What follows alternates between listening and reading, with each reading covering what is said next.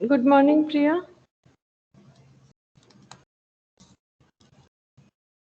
Good morning ma'am. अच्छा देखो, recording start हो गया और स्क्रीन शेयर हो गया है। हाँ मैम। अच्छा देखो, जॉब बैच कर रहे थे इस क्लास में, वो तो हमारा कंप्लीट हो गया है। आज हम लोग दूसरा टॉपिक स्टार्ट करें, that is contract costing.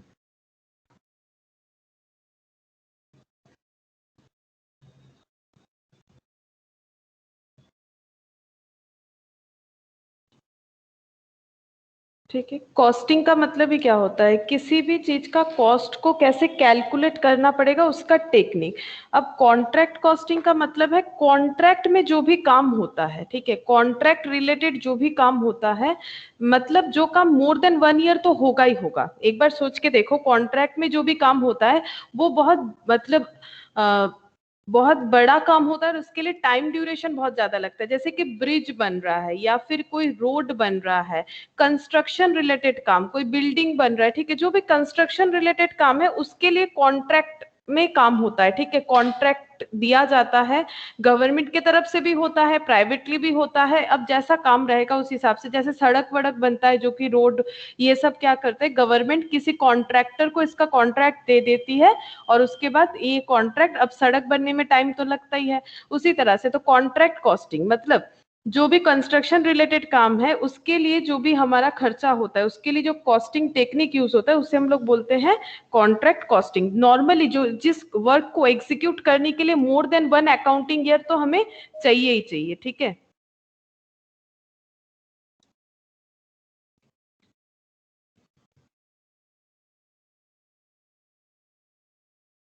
Good morning Vishal. Good morning ma'am. अच्छा देखो, अब वही चीज को एक बार लिखवा लेते जो मैंने बोला। एक contract is a big job. Job मतलब जॉब कॉस्टिंग जैसे कर रहे थे ना, वो भी तो स्पेसिफिक ऑर्डर पे होता है, ये भी स्पेसिफिक ऑर्डर पे होता है। कोई भी अपने मर्जी से थोड़ी ना रोड कहीं से कहीं भी बना देगा, जैसे कॉन्ट्रैक्ट दिया जाएगा उस हिसाब से बनाएगा। ब्रिज बनवाना है वो तो कॉन्ट्रैक्ट जहां पर डिसाइड हुआ है उसी जगह पे, जहां बिल्डिंग बनना है तो एक पर्टिकुलर डिसीजन वाइज, और वो बिल्डिंग कैसे बनेगा या फिर रोड कहाँ से कहाँ तक बनेगा तो वो स्पेसिफिकली होता है। लेकिन ये बिग जॉब है, ठीक है, छोटा छोटा जॉब नहीं है। तो big job generally requiring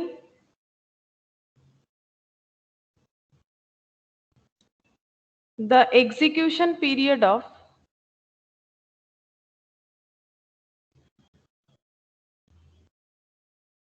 more than 1 year, ठीक है। अच्छा अब देखो, ये कॉन्ट्रैक्ट करके प्रॉफिट हुआ या लॉस हुआ, मतलब कॉन्ट्रैक्ट लेके प्रॉफिट हुआ या लॉस हुआ, उसके लिए कॉन्ट्रैक्टर को तो अपना अकाउंटिंग प्रिपेयर करना पड़ेगा। और हर एक अकाउंटिंग कब प्रिपेयर होता है? 1 साल के अंदर। हर बार हम लोग फाइनल अकाउंट्स कब बनाते हैं? जब एक ईयर एंडिंग आता है तब फाइनल अकाउंट्स बनाते हैं, और वहां पर हम लोग चेक करते हैं हम लोग जो भी चीज का बिजनेस कर रहे हैं उसमें हमारा प्रॉफिट है कि लॉस। तो जो कॉन्ट्रैक्टर है वो अपना कॉन्ट्रैक्टर का काम करता है, तो उसमें उसका प्रॉफिट भी हो सकता है, लॉस भी हो सकता है, वो तो डिपेंड कर रहा है। लेकिन मुझे ये बताओ कि अगर good morning Preeti. Good morning ma'am. मुझे ये बताओ, अगर हमारा कॉन्ट्रैक्ट 3-4 साल में, मान लो 3 साल लगेगा, जो हम लोगों ने मान लो एक रोड बनाने का कॉन्ट्रैक्ट लिया है, 3 साल लग रहा है, तो 3 साल में 3 साल बाद क्या फाइनल अकाउंट्स बनेगा या फिर हर एक साल में ही फाइनल अकाउंट्स बनना चाहिए? सोचो क्या होना चाहिए, तुम लोग को क्या लगता है? हर एक साल में बनना चाहिए। हर एक साल में बनना चाहिए, लेकिन क्या प्रॉफिट हमें एग्जैक्टली पता चल जाएगा? जब तक 3 साल मतलब काम कंप्लीट नहीं होगा तब तक हम लोग कैसे डिसीजन ले सकते हैं कि प्रॉफिट है कि लॉस? डिसीजन नहीं ले सकते हैं। लेकिन हम लोग क्या करेंगे, उस ईयर तक क्या सिचुएशन है वही हम अपना प्रॉफिट या लॉस उसी हिसाब से मानेंगे। नहीं तो मान लो अगर कोई construction company share market listed है, तो शेयर होल्डर लोग उस कंपनी में इन्वेस्टमेंट करेगी या नहीं करेगी वो तो हर साल के मतलब फाइनेंशियल स्टेटमेंट पे डिपेंड करता करता है, जैसे कि cash flow, fund flow, trading, PL, balance sheet, ठीक है, तो इस पे डिपेंड करता है। तो अगर कोई कंपनी बोलेगी हम 3 साल बाद का पीएल निकालेंगे, तो फिर कौन उसके कंपनी में इन्वेस्ट करेगा? नहीं करेगा कोई भी। तो इस वजह से क्या होता है, चाहे काम को कंप्लीट होने में 3, 4, 5 जैसा भी टाइम क्यों ना लगे, कितने भी साल क्यों ना लगे, हम लोग हर साल जैसे अकाउंटिंग ट्रीटमेंट करते वैसे ही करेंगे। बट हाँ, एग्जैक्टली हमें कोई प्रॉफिट नहीं पता चलेगा। हम लोग क्या करेंगे, नोशनल प्रॉफिट निकालेंगे, मतलब उस ईयर तक क्या सिचुएशन है उसके बेसिस पे, ओवरऑल नहीं निकाल पाएंगे। तो इसलिए यहाँ पर देखो, more than one accounting year, वही लिखा है मैंने, contract is a big job generally requiring the execution period of more than one year, ठीक है। हाउएवर, उसके बाद यही वाला चीज लिख रहा है, however the books of accounts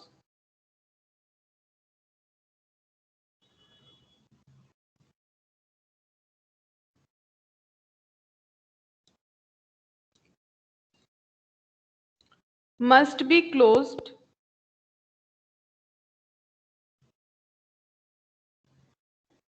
at the end of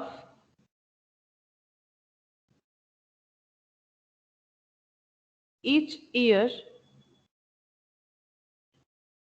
ignoring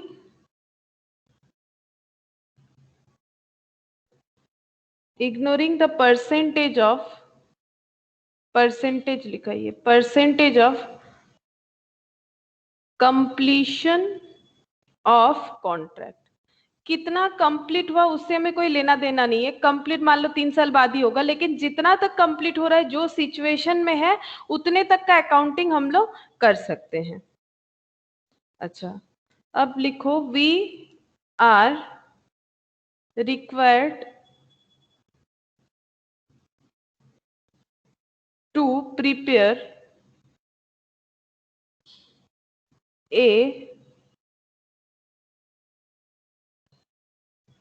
separate account for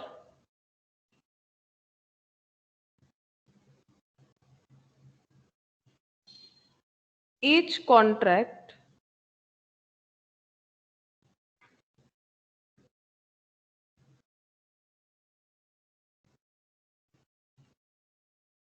for the purpose of ascertaining the amount of profit or loss from each such contract.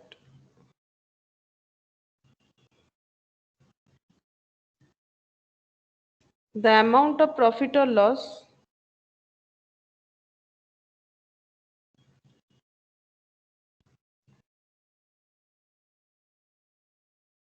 so computed is to be transferred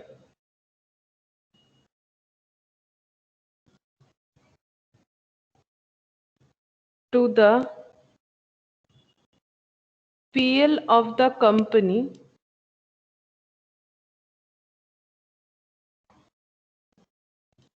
this way. We will be able to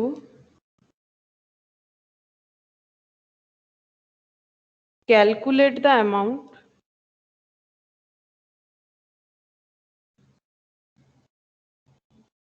amount of total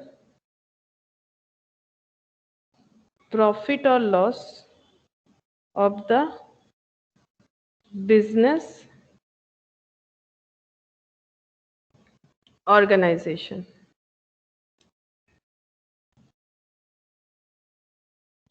as a whole.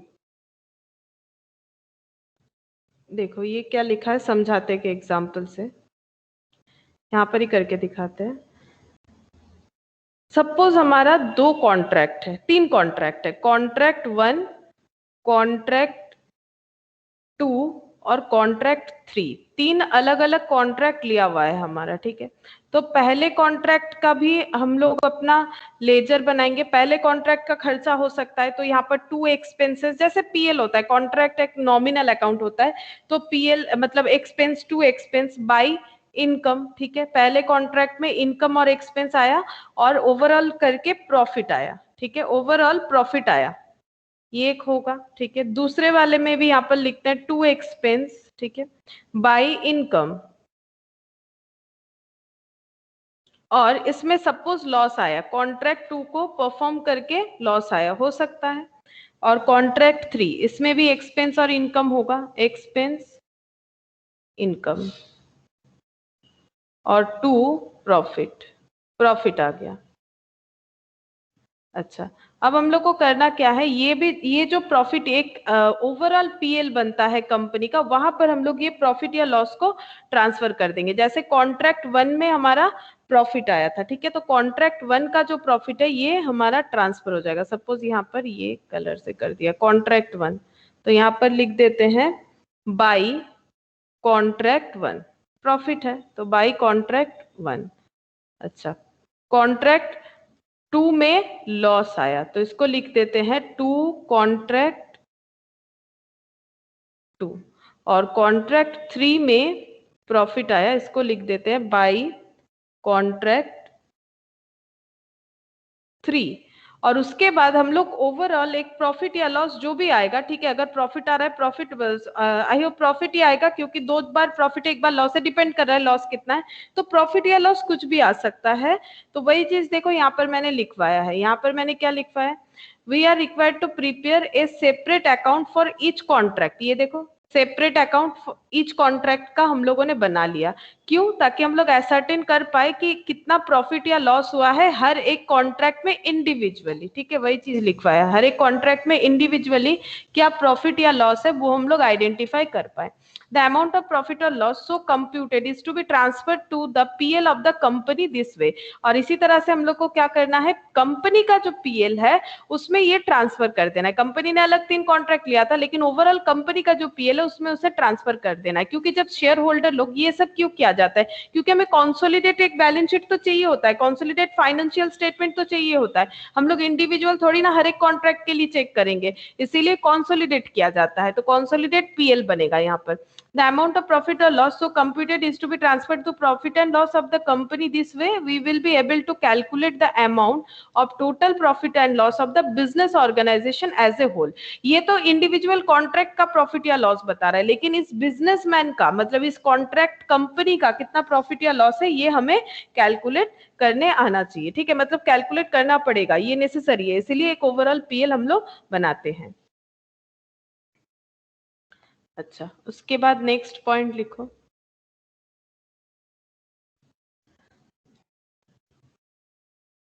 It may be quite possible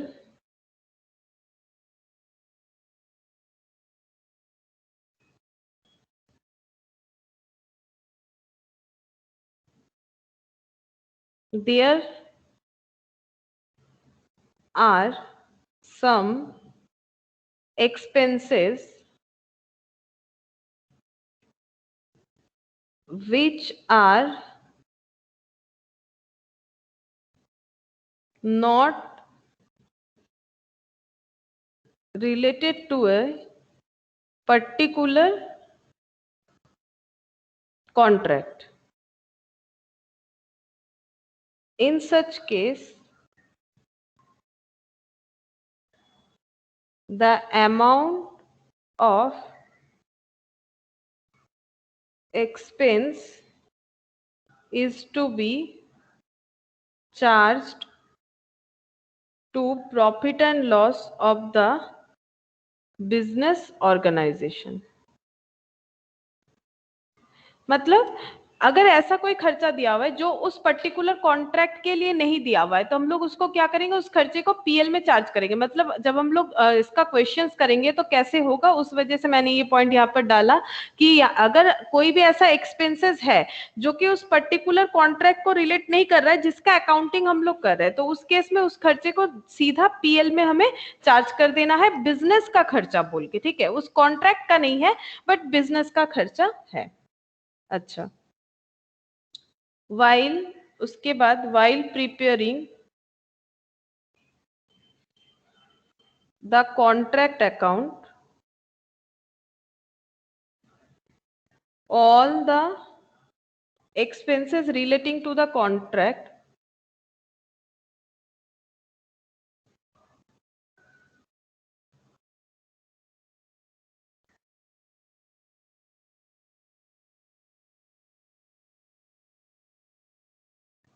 must be recorded on the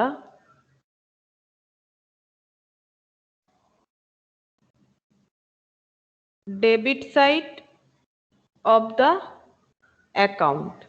तो ये तो normal सा बात है, अगर contract मेरा एक nominal account है तो हमेशा सारा एक्सपेंसेस कहाँ पर रिकॉर्ड होगा, डेबिट साइड में। तो वही बोला है कि कॉन्ट्रैक्ट अकाउंट के डेबिट साइड में हम लोग सारा एक्सपेंसेस को रिकॉर्ड करेंगे। अच्छा, उसके बाद the aggregate of such expense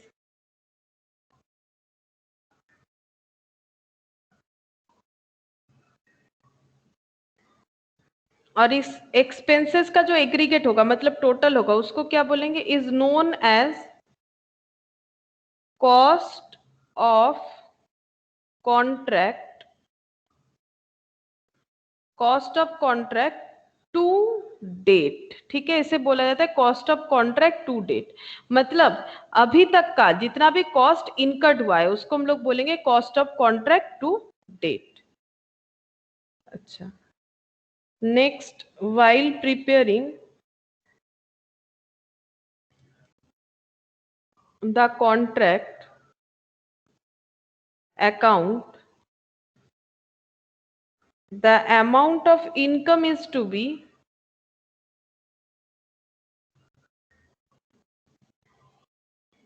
recorded on the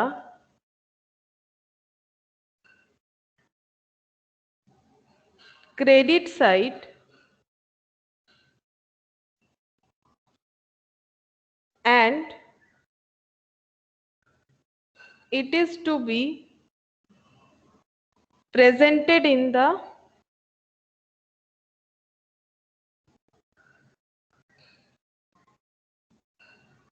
following manner।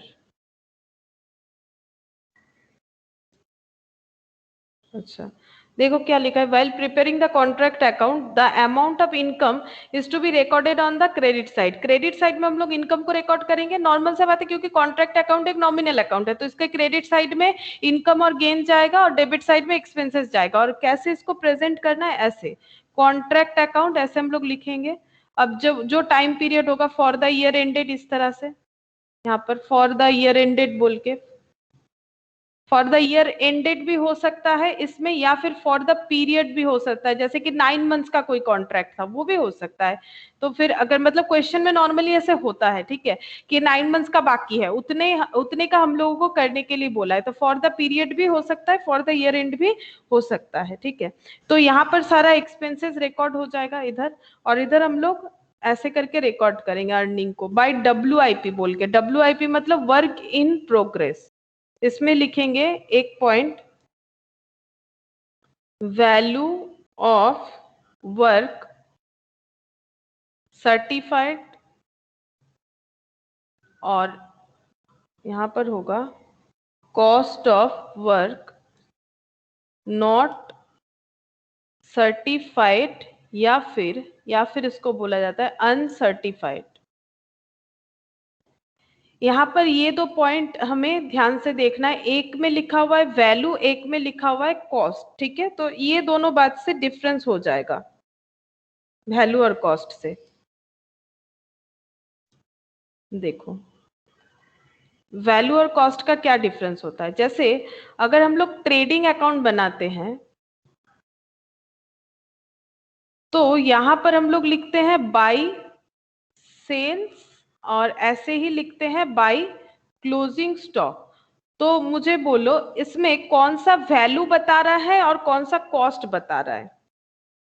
कौन सा डेटा वैल्यू मेरे closing stock closing stock cost बता रहा है और sales value correct, sales value बता रहा है। मतलब जो चीज सेल हो जाएगा, मतलब जो चीज मार्केट में सेलेबल है, जो बिक सकता है, उसी में हम लोग प्रॉफिट जोड़ सकते हैं। वैल्यू मतलब कॉस्ट प्लस प्रॉफिट, और प्रॉफिट नहीं है मतलब सिर्फ कॉस्ट है, ठीक है, ये नहीं सेल हो सकता है। तो जो नहीं सेल हो रहा है, अब रीजन जो भी हो, जैसे ट्रेडिंग अकाउंट के लिए इसका मतलब हम लोग अभी बेच नहीं पाए या नहीं बिका, ठीक है। उसी तरह से कॉन्ट्रैक्ट में भी हम लोगों को अपना प्रोडक्ट को तो बेचना पड़ेगा। जो रोड बना रहे हैं वो रोड अगर उल्टा सीधा बना देंगे थोड़ी ना कोई खरीदेगा। तो हमें क्या करना पड़ेगा, रोड को बीच बीच में उसे सर्टिफाइड करवाना पड़ता है, क्योंकि ये सब चीज ऐसे नहीं है कि हम लोग नॉर्मल बेच दे। वैसे कोई भी प्रोडक्ट हो उसका एक सर्टिफाइड तो होता ही है कि हाँ ये सर्टिफाइड है, तभी जाके वो मार्केट में सेलेबल होता है। कोई भी अपना ही ऐसे नहीं बेच सकता है। कोई खाने पीने का चीज है तो फैसाई ये सब से हमें उसका सर्टिफिकेशन करवाना पड़ता है। उसी तरह से अगर कोई कंस्ट्रक्शन है तो उसका सर्टिफिकेशन कौन देता है? आर्किटेक्चर लोग देता है, ठीक है। आर्किटेक्चर आके चेक करेगा कि जितना बना है, जितना कंस्ट्रक्शन अभी तक बन चुका है, क्या वो सेलेबल है, मतलब क्या वो ऐसा बना है, क्या वो रोड पब्लिक चलने के लायक है, क्या वो ब्रिज में हम लोग अगर चले उसमें कोई खतरा नहीं है, क्या वो सही बना है। अगर सही बना है तो उसे सर्टिफिकेट इशू किया जाता है, और सर्टिफिकेट इशू करने पे उसे हम लोग सेल कर सकते हैं। क्योंकि कॉन्ट्रैक्ट मान लो 5 साल का है, लेकिन 5 साल तक क्या बिना पैसे से अपना ही पैसा लगा के काम करते जाएगा? तब तो उसके लिए बहुत ही मुश्किल हो जाएगा।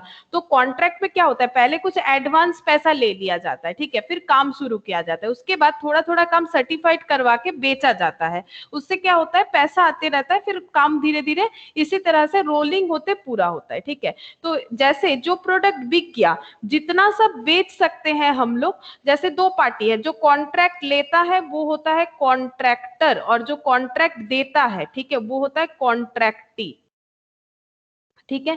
कॉन्ट्रैक्टर मतलब हु टेक्स कॉन्ट्रैक्ट, जो कॉन्ट्रैक्ट लेता है, और कॉन्ट्रैक्टी मतलब हु गिवन द कॉन्ट्रैक्ट,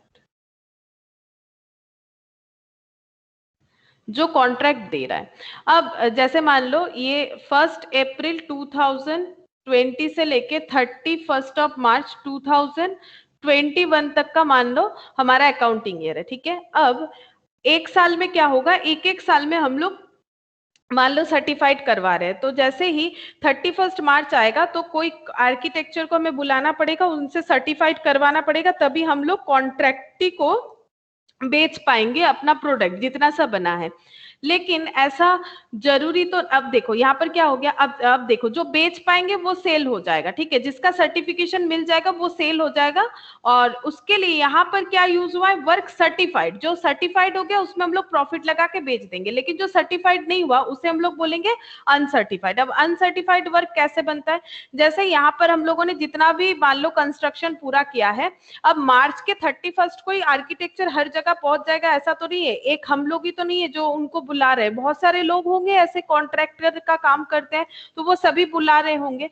तो वो सपोज मार्च महीने में स्टार्ट कर दिए हैं ऐसे चेक करना, ठीक है। तो हमारे पास वो 15 मार्च को आ गए थे, ठीक है, 15 मार्च को आए, तब हमारा इतना काम कंप्लीट हुआ था, इतना तक का, और उन्होंने यहाँ पर एक सर्टिफिकेट दे दिया, ठीक है, सर्टिफिकेट दे दिया, तो यहां तक का काम उन्होंने सर्टिफाइड कर दिया, ठीक है, सर्टिफिकेट दे दिया तो यहां तक सर्टिफाइड हो गया। तो इतना तक का काम का अगर हमें सर्टिफिकेशन मिल गया तो ये पूरा काम को हम लोग बोल सकते हैं वर्क सर्टिफाइड, ठीक है, सर्टिफाइड। अब इसमें वैल्यू क्यों बोलेंगे, क्योंकि इसको हम लोग सेल कर सकते हैं, मतलब जितना भी यहाँ तक कॉस्ट लगाया है उसमें प्रॉफिट ऐड करके कॉन्ट्रैक्टी को हम लोग बेच सकते हैं। लेकिन उसके बाद भी तो हमारा उस अकाउंटिंग ईयर में काम चला 15, और भी 15 दिन काम चला, 15 या 16 दिन हो रहा है, और भी 16 डेज यहाँ पर काम चल रहा था, लेकिन यहाँ पर सर्टिफिकेशन नहीं मिला, क्योंकि सर्टिफिकेशन देने के लिए वो 15 तारीख को आ गए, ठीक है। तो इसका मतलब यहाँ से यहाँ तक का जो काम हुआ है वो वर्क तो हुआ है, वर्क तो ऑब्वियसली हुआ है, बट वर्क क्या है, नॉट सर्टिफाइड, क्योंकि ये तो उसके बाद बना था। उन्होंने आके जब साइन वाइन किया होगा, अपना डेट वेट लगा दिया होगा, तो हम लोग कुछ कर भी नहीं सकते। तो ये दिया हुआ यहाँ से यहाँ तक का क्या है, काम तो कंप्लीटेड है हमारे तरफ से, लेकिन इसका सर्टिफिकेशन सर्टिफिकेशन नहीं मिला, अगर सर्टिफिकेशन नहीं मिला तो बेच नहीं सकते हैं, तो इसे क्लोजिंग स्टॉक की तरह हमें लिखना पड़ेगा, इसलिए वर्क नॉट सर्टिफाइड का हमेशा कॉस्ट होता है, ठीक है। ये हो गया cost of work not certified, इसीलिए वैल्यू बोला जाता है जो सर्टिफाइड वर्क है बिकॉज वो सेलेबल है, और जो अनसर्टिफाइड है उसे हम लोग कॉस्ट बोलते हैं क्योंकि वो सेलेबल नहीं है। अच्छा, अब नेक्स्ट पॉइंट देखो, नेक्स्ट पॉइंट 6th नंबर,